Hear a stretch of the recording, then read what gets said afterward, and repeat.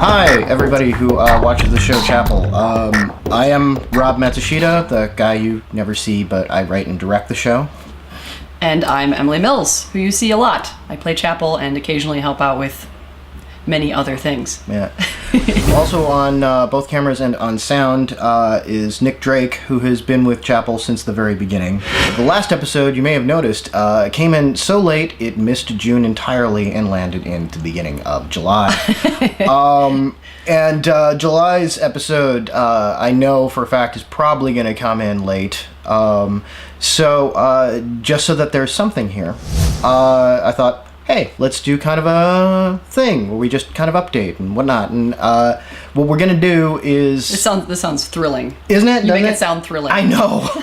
I'm so entertaining. Neither one of us know what the other person is going to ask. Emily has been very specific that she should ask her question first. And as those of you who watch the show know, you just don't fuck with Chapel. So I defer to Emily. And because I'm not at all different than my character, then that applies to me as well. It's true. She jacks me every time. I just hit him a lot. That's usually what happens on set. Tells me to do something, gives me direction. And Ow. And it's a wussy little hit like that, too. Okay, so my first question to you, Rob. Aye. Where did the initial idea for the Chapel character come from? Thank you for asking that awesome question. Chapel came up. Chapel started at Whiskino, and I forget which year of Whiskino, which is years ago. There was a 48-hour film competition, and the three of us, the three people who are in this room right now, all decided that we were going to do something together, and so kind of based around the people that we knew that we could get, there was this idea. I think really the only real idea behind it was of somebody getting decapitated, because I just came up with a way of doing that effect, and I was just trying to ham-handedly get that in there some way. It's an excellent excuse to... Yeah. And these things were also decided by, picking the theme out of a hat, and the theme that got picked out was complicated. When I was coming up with names for the characters, really I just decided on Chapel, who is named, for those of you who are wondering, the character of Chapel is in fact inspired by the character of Nurse Chapel from Star Trek. Arguably one of the most, I wouldn't go so far as to say most reviled character in the original Star Trek universe, but probably one of the least respected ones in the Star Trek universe. Because it was the role that Gene Roddenberry gave his wife. Was she the one that hated Data? Or was it the doctor that took over for Troy? That was Crusher. We're mixing Trek here. I was going to say, that's New Generation. Right. That's Next Generation. Yeah. Original series. No, yeah, because it's got to be said that Majel Barrett Roddenberry then redeemed herself years later, playing Laxwana Troy. This is amazing. Let's talk about a show we're not involved with. And it really wasn't supposed to go any farther. Like, Chapel wasn't supposed to exist anywhere beyond that episode until Emily and I went to Louisville, Kentucky for the Louisville version of Kino, and we were trying to think of what we would do for that 48-hour film festival. And I figured, I'm here, Emily's here, she's already basically got the same outfit she was wearing in the previous movie. Why don't we do a sequel to Chapel? Why don't we do a sequel? We'll have the same character. We'll kind of fudge the fact that she was clearly going off to prison at the end of that one. You mentioned to me the idea of taking that character and doing the backstory of the character.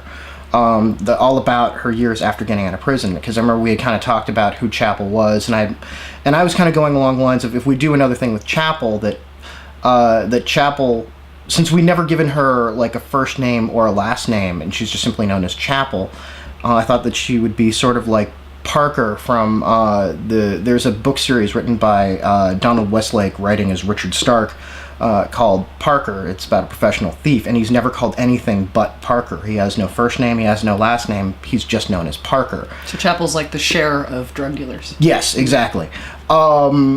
That's right. Share. Like, so the real idea is we started talking about, like, the archetypal film noir characters and anti-heroes. And, like, all great anti-heroes, like, have been in prison. All great anti-heroes have this horrible kind of past. And so basically that, so going along with that idea, like, that's sort of where Chapel sort of came from. So that's my answer. All right. Yeah. Oh, and my question for you is, Emily, what appeals to you about playing this kind of anti-hero, and what connections do you make with her via your own personality, and how are you different? Well, that's interesting, because Chapel ends up looking a lot like I look, frankly. I mean, obviously, due to budgetary constraints, costuming is pretty much just what I wear.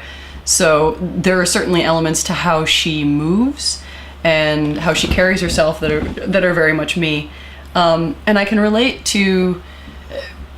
One of the things I like is that I can sort of relate to that Chapel being sort of dry and removed from things and sort of like not really sure about the people around her all the time, although I'm definitely a much more extroverted person. So it's been a kind of...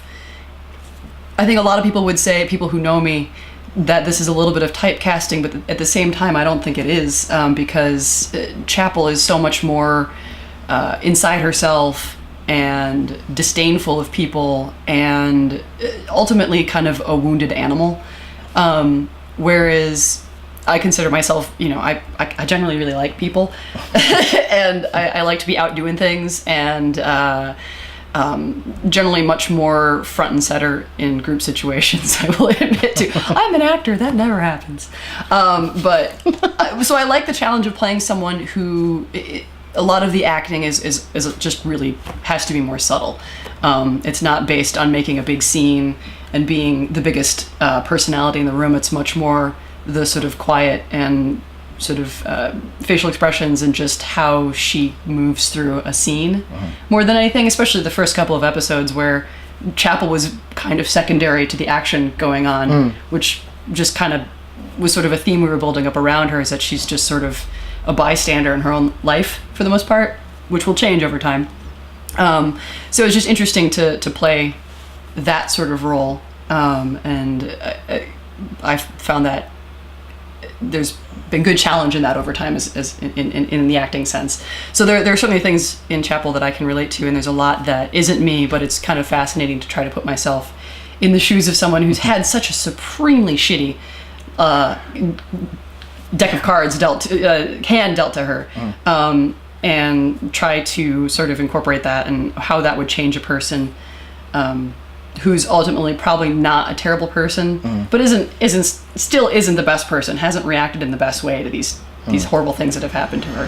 I've actually been actively trying to pick and choose which aspects of your actual personality go into Chapel, while also deliberately trying to have her do things or have her have things happen to her that I know aren't part of your life. Yeah, which I appreciate. Which I think it's one of the reasons why you've now ended up in a wig and a dress 3 episodes, possibly in a row. It's because you hate me. It's because I hate you. No, just because, it's not you. Yep. I'm just saying. I think when you do any series at all that kind of centers around one person, sooner or later aspects, I think, of that person's personality have to get addressed at some point. Sure. Whether it be a physical characteristic. I'm thinking specifically of January Jones on Mad Men, who they had to have an episode that actually addressed the fact that she looks very much like Grace Kelly. Like that, that's actually... You can't ignore it. Yeah, you can't ignore it. That's kind of a plot point. Or, or specifically like when Sarah Michelle Gellar was becoming sort of disillusioned with working on Buffy, the whole 6th and 7th season reflected that, because that was the atmosphere that was kind of going on. Sure. Around the set, that her distance, that she was indeed going through the motions, walking through the part. That's not even subtle. No.